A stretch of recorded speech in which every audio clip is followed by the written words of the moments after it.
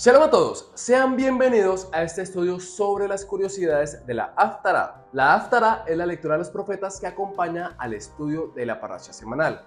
Entonces te recomendamos que antes de ver este video estudies la enseñanza de la parasha Vaishlach. Siendo así, empecemos.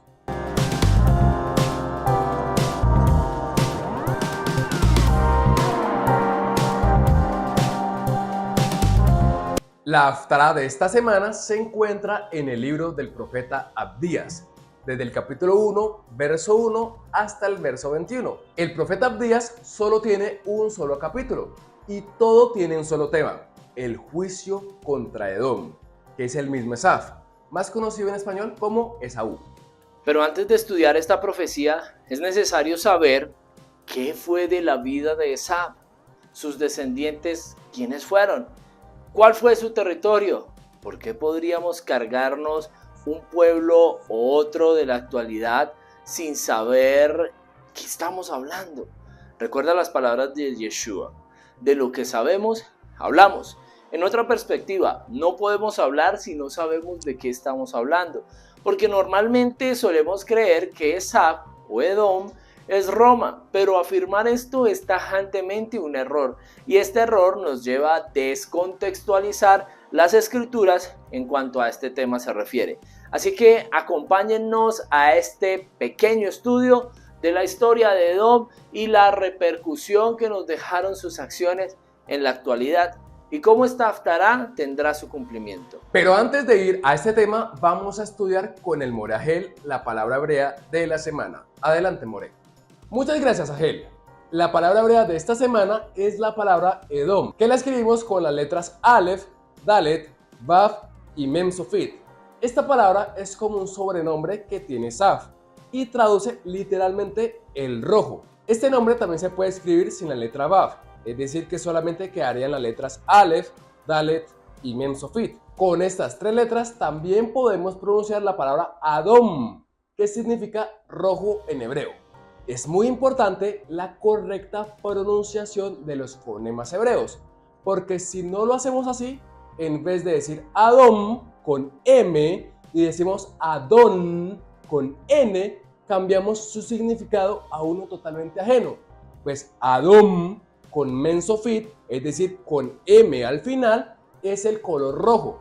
Y Adón con Nunsofit, es decir, con N al final, traduce Señor. De ahí sale la palabra Adonai, uno de los nombres de nuestro creador. Así que, a pronunciar bien el hebreo. Ahora, si tomamos las mismas tres letras y en vez de pronunciar Edom o Adom, pronunciamos Adam, estamos haciendo referencia al primer humano. Y aquí encontramos una de las interpretaciones y conexiones que tenemos entre Esaf y Adam, el primer hombre. Pues de la misma forma que Adam, Edom o Esaf cambió su lugar de primogénito por una comida. Adán con el fruto prohibido y Edom con el guiso rojo. La interpretación sugiere que de la misma forma que Adán quedó destituido del Edén, Edom quedó destituido de ser el siguiente patriarca del pueblo escogido. Con esto terminamos la sección de la palabra hebrea de la semana. Sigamos con el estudio, Agel. Muchas gracias, More Agel. Ahora, luego de ver esta curiosidad, podemos empezar con la historia de Edom. La historia de Esaf comienza cuando nace. Obviamente, en este pequeño estudio queremos dar un compendio histórico sobre la vida de nuestro hermano gemelo, de nuestro patriarca Israel, para así poder entender a mayor profundidad los temas de la actualidad. Obviamente, por el tema del tiempo, en este video no vamos a ir tan profundo. La profundidad de este tema la podremos estudiar juntos en la Escuela de Formación Ministerial que tiene EMC para estudiar temas más profundos de las Escrituras. Cuando Rivka estaba embarazada, nota que en su interior habían dos hijos que ya luchaban entre sí, y esto la llevó a preguntarle al dueño de la vida el porqué de esto. Y desde este momento ella sabría que el menor, es decir, Jacob, algún día sería el primogénito. Tiempo después, Jacob negocia oficialmente la primogenitura de su hermano por un potaje o un guiso rojo. En Génesis 27 se da oficialmente la entrega de los derechos de primogénito sobre la vida de Jacob.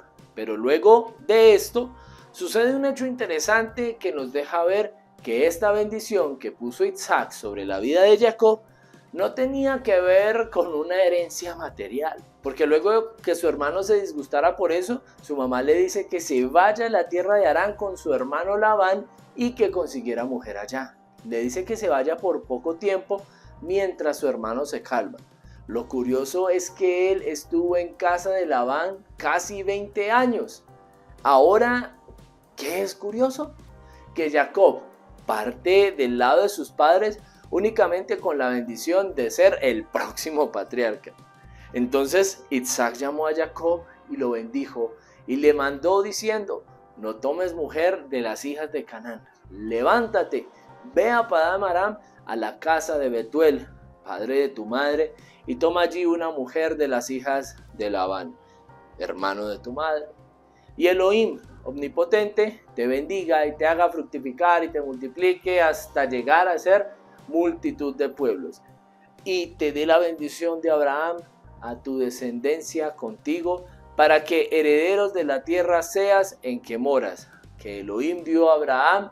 Así envió Isaac a Jacob, el cual fue a Padán Aram, a Labán, hijo de Betuel, arameo, hermano de Ribca, madre de Jacob y de Esab. Jacob estuvo en casa de Labán 20 años, todo esto mientras Esab quedó en casa de sus padres. ¿Qué podemos entender con esto? Que realmente el que disfrutó de los bienes materiales de sus padres fue Esab y no Jacob. Después del reencuentro y la reconciliación de Jacob y Esab, la escritura nos dice que Esab tiene 5 hijos con sus 3 esposas, y toma al principio 2 mujeres que causaron gran aflicción a sus padres, y luego toma otra de entre las hijas de Ismael, su tío, por mera desobediencia. Estos hijos le nacieron a él en la tierra de Canaán, donde vivía con Jacob, pues ellos se habían reencontrado nuevamente para enterrar a su padre Isaac. Pero Esab se va de esa tierra porque los dos tenían tantas propiedades que no podían habitar juntos. Y Esab tomó sus mujeres, sus hijos y sus hijas, y todas las personas de su casa, y los ganados, todas sus bestias, y todo cuanto había adquirido en la tierra de Canaán, y se fue a otra tierra, separándose de Jacob su hermano, porque los bienes de ellos eran muchos y no podían habitar juntos, ni la tierra en donde moraban los podía sostener a causa de sus ganados. Y Esab habitó en el monte de Seir. Esab es Edom. El monte de Seir era parte de su territorio, llamado con el tiempo tierra de Edom o Idumea. Todo el capítulo 36 de Bereshit está dedicado a la genealogía de Esab.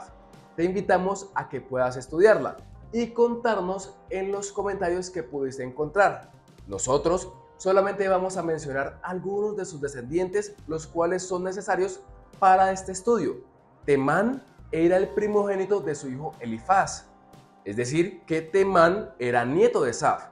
Este Temán bíblicamente e históricamente se asentó debajo de Arabia Saudita y es lo que conocemos actualmente como el Yemen.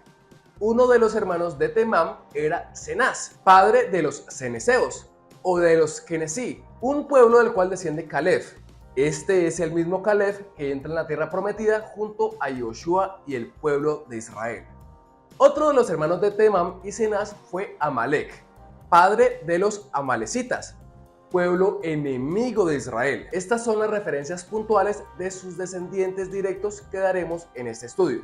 Si encuentras alguno más, escríbelo en los comentarios de este video. Ahora, además de los problemas que Israel tuvo con Amalek en su travesía por el desierto, no hay tantas referencias históricas de los descendientes de Esab hasta el tiempo de los macabeos, pues desde este tiempo hay una serie de eventos históricos que desencadenan una problemática mayor para el pueblo de Israel. Pues en el tiempo de los macabeos estaba sucediendo 2 eventos históricos muy grandes, pero separados uno del otro, que tarde o temprano estaban destinados a encontrarse.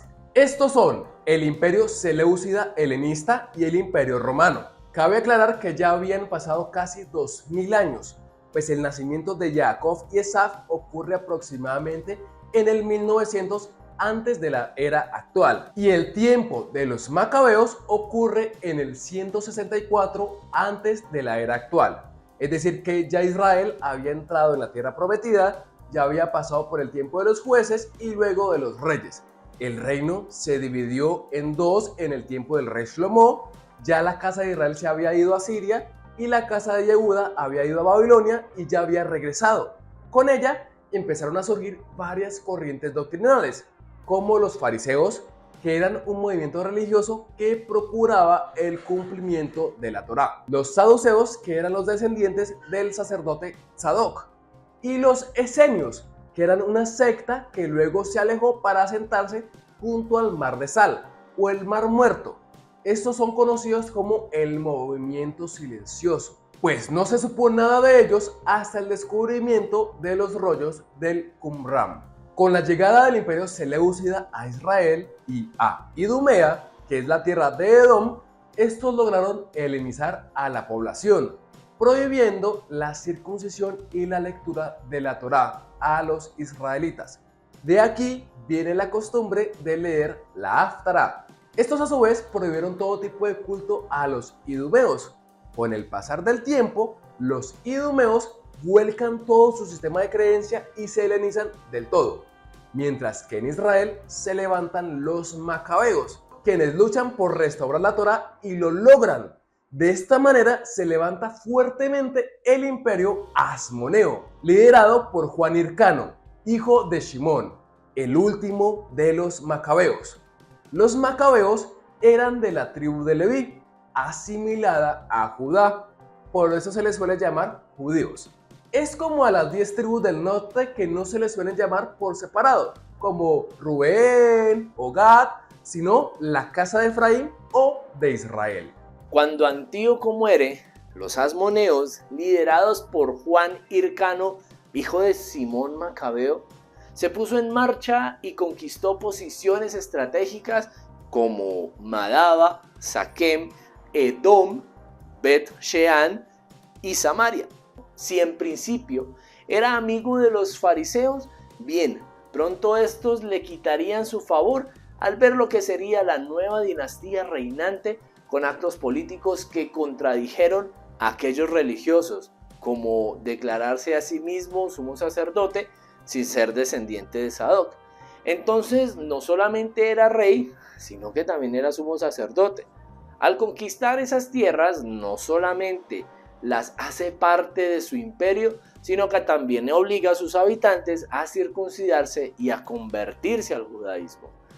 Y esas acciones repercutirían contrariamente tiempo después, porque más o menos 100 años después, uno de los reyes de Idumea, llamado Antíparo, no estaba de acuerdo con Aristóbulo II, que era gobernador de Judea, y convence a su hermano Hircano II para ir a buscar una alianza con el rey árabe Aretas III de Petra y con el general romano Pompeyo, cosa que se le salió de las manos. Pompeyo toma Jerusalén con un ejército conformado por romanos y judíos asmoneos. Aristóbulo II huye en primer momento a la fortaleza de Alexandrión, pero fue capturado y encarcelado, mientras que sus seguidores, los saduceos, se refugiaron en el templo. Como consecuencia de estas acciones, murieron aproximadamente 12.000 judíos. Pompeyo entró hasta el lugar santísimo para comprobar si los judíos carecían de estatuas o imágenes físicas de su Elohim en el lugar más sagrado de veneración. Queda un hecho recordado con amargura por el historiador judío Flavio Josefo. Nada aflige tanto al pueblo en aquella desventura como el santuario hasta ahora invencible, desvelado por extranjeros. El romano, espiando en la oscuridad, no encontró nada y dijo en latín: Nulla intus deum effigie vacuam sedem et inania arcana. No vi ninguna imagen de Dios, sino un espacio vacío y misterioso. El imperio romano estaba hasta ese entonces totalmente desentendido por Israel, y las malas decisiones del rey de Judea, basado en malos consejos del rey de Idumea, hicieron que esta tierra fuera de dominio romano. Un tiempo más tarde, después de unas cuantas revueltas más, Herodes llega al poder y se casa con Marianna I, nieta a la vez de Aristóbulo II y de Hircano II. Años después, Herodes dio un peligro en la posición de Hircano y lo acusó de conspirar contra él junto con el rey nabateo Malik II y los condenó a muerte. Con este pequeño repaso de la historia podemos entender cómo Herodes tuvo el poder político y religioso de agrandar el templo de Jerusalén, pues este era idumeo, es decir, descendiente de Edom, que es Esaf, este pueblo que fue conquistado y convertido al judaísmo por los asmonedos, liderado por Juan Hircano, un nieto macabeo. Y este Herodes, a su vez, se casa con una descendiente de los macabeos, obteniendo aceptación religiosa, pues esta era de la tribu de Leví. Una historia trágica del pueblo de Israel que fue escalando hasta perder la potestad de su propia tierra. Porque una vez, en el año 132, ocurre la segunda rebelión judía hacia el Imperio Romano. Esta rebelión es llamada la rebelión de Shimón Bar Kokhba, quien fue proclamado en ese entonces por el rabino Akiva como el Mesías y Rey de Israel, quien trajo la libertad política y religiosa al pueblo judío. Pero su reinado no duró sino 3 años, cuando el emperador romano Adriano decidió tomar cartas en el asunto, derrocando a Shimón Bar Kokhba. La consecuencia de todo esto fue catastrófico para el pueblo judío, pues Adriano prohíbe que los judíos habiten esa tierra, expulsándolos totalmente de la tierra. Esta prohibición duró varios siglos y para que esto se cumpliera como él quería, le cambió el nombre a Jerusalén y a la provincia de Judea. Jerusalén, desde el año 135 de esta era, empezaría a llamarse Aelia Capitolina y la provincia de Judea empezaría a llamarse Palestina. Con esto, el emperador Adriano quiso borrar la conexión del pueblo judío con su tierra. Ahora, este cambio de nombre a Palestina principalmente no estaba ligado a una etnia o a un grupo religioso, sino que Palestina era una unidad administrativa de esa región del Imperio Romano. Es decir, Palestina no nació siendo una región árabe, ni de personas étnicamente palestinas, sino que el emperador Adriano eligió ese nombre porque hacía referencia a los filisteos, que eran uno de los enemigos más grandes que tuvo Israel. Eso fue planeado como forma de provocación, como un golpe bajo para los israelitas. Históricamente hablando, los filisteos no eran una etnia, ni tampoco un pueblo establecido. Esta palabra viene del hebreo pelesh, que significa invasor. Entonces, bíblicamente hablando, los Filishtim eran cualquier grupo de personas nómadas que venían a invadir territorio hebreo. Y arqueológicamente hablando, no se conoce cómo estos mismos nómadas solían llamarse a sí mismos. Ya establecida Aelia Capitolina como Jerusalén y Palestina como Israel, el Imperio Romano toma ese lugar como unidad administrativa de su imperio en ese punto geográfico. Años más tarde, en el Imperio Bizantino, se le conoce como la Palestina Prima y la Palestina Seconda, todo con objetivo político militar romano. Años más tarde, la caída del Imperio Romano y el surgimiento del Imperio Islámico, Jerusalén es renombrada en el 683 por el califa Umar como el Beit al-Maqdis, que en árabe traduce la casa de la santidad, que viene del hebreo Beit HaMikdash, haciendo referencia al templo de Jerusalén. Y luego con la conquista árabe por los cruzados, Beit al-Maqdis vuelve a llamarse Jerusalén. Pero el país sigue llamando Palestina hasta el año 1948, en donde la ONU reconoce al Estado de Israel. Ahora, ¿qué tiene que ver la Haftará de esta semana con todo esto? Que la Haftará de esta semana está profetizando la caída de Edom. ¿Quién es este Edom? Este es el que se unió a los griegos en el Imperio Seleucida, luego fue integrado al judaísmo por los asmoneos. Luego se volvió parte de Roma con Herodes, estableciendo su reinado por más de 1000 años, cambiando incluso el nombre de Israel por Palestina. Los palestinos, aunque actualmente practican el Islam, genéticamente son idumeos, griegos y romanos, que fueron forzados a convertirse al Islam en medio del Imperio Islámico, que a su vez fueron conversos al catolicismo. Ojo, no estamos afirmando que Edom es Roma. Edom es uno de los mayores enemigos del pueblo de Israel. La mayoría de sus acciones han afectado directamente al pueblo de Israel. Roma fue un imperio que empezó, según los mitos romanos, con dos hermanos, Rómulo y Remo, pero esta es otra historia. El hecho es que Edom, al estar involucrado con tantos imperios que han causado grandes aflicciones sobre el pueblo hebreo, y no solo causaron, sino que siguen causando, con este pequeño y resumido recuento de la historia de Edom, los invitamos a leer la Haftará de esta semana, verso por verso, viendo las referencias de Temán como el Yemen, y mirando paso por paso la historia comentada en este video. Si es necesario volvértelo a ver, lo puedes hacer. Verás qué gran conexión tiene la historia de Edom con esta Haftará, que no se ha cumplido. Pronto llegará el día en que, mas en el monte de Sión habrá un remanente que se salve y será santo, y la casa de Jacob recuperará sus posesiones. La casa de Jacob será fuego, y la casa de Joseph será llama, y la casa de Esaf paja, y los quemarán y los consumirán, y ni un resto quedará de la casa de Esaf, porque Yahvé lo ha dicho. Y los del Negev poseerán el monte de Esaf, y los de Cefela a los palestinos.